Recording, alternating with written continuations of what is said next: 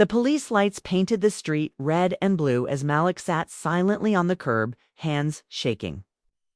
A crowd had gathered, phones raised, eyes wide. He was just a kid on a scooter, but to one neighbor, he looked suspicious. Then tires screeched. A man in uniform stepped out, medals on his chest, fury in his eyes. What happened next made the entire block fall silent.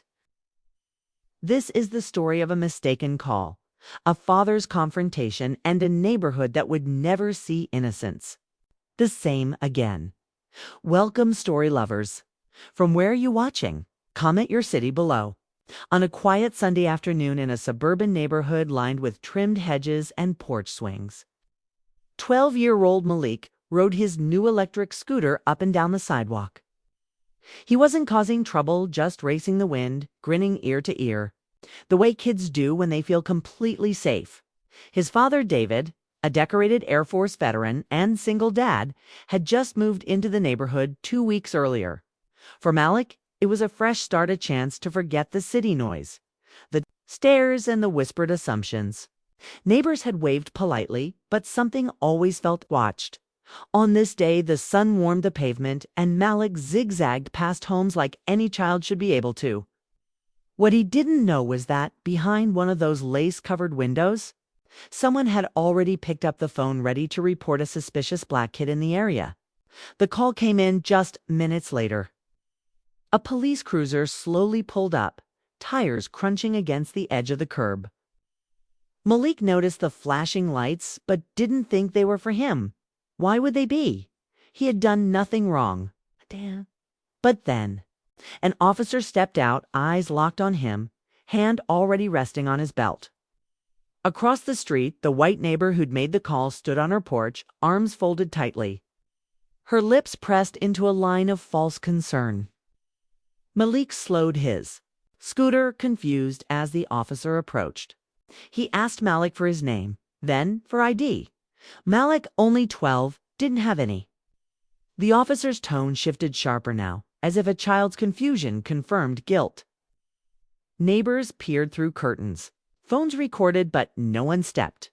In one voice crackled over the officer's radio. Malik's heart pounded. He tried to explain he lived here, just around the corner, but the officer didn't listen. Sit on the curb, he said. Tears welled up in Malik's eyes, not from fear alone, but humiliation. He was being treated like a criminal for playing. Outside his own home, 5 minutes passed. Then a car screeched to a stop. Out stepped a tall, broad-shouldered man in uniform, his father. And from the look in his eyes, this wasn't going to end the way anyone expected. David didn't speak. At first, his Air Force medals shimmered faintly against the sunlight as he stepped toward the officer. His gaze was sharp, steady, unblinking. "What's going on with my son?" he asked, voice calm but heavy with restrained fury. The officer, now visibly uneasy, fumbled for an explanation. David pulled out his wallet, showed military ID, and pointed to their mailbox, their name right there. Then came the turning point. He looked directly at the neighbor. "You called the police on a child for riding a scooter." Her face paled. The officer stepped back, muttering apologies. Phones were still recording.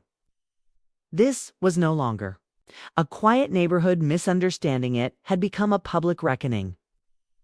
Malik rose slowly, brushing dirt from his hands. And in that moment, the shame shifted off the boy and onto the ones who thought he didn't belong. Dear audience, if you're enjoying this story, don't forget to give it a like. It really helps. David filed a formal complaint. The officer was placed on review. But more than that, the video of the incident went viral. People across the country watched, outraged, as a decorated black veteran had to defend his child's right to exist right in front of his own house. Malik didn't ride his scooter for weeks.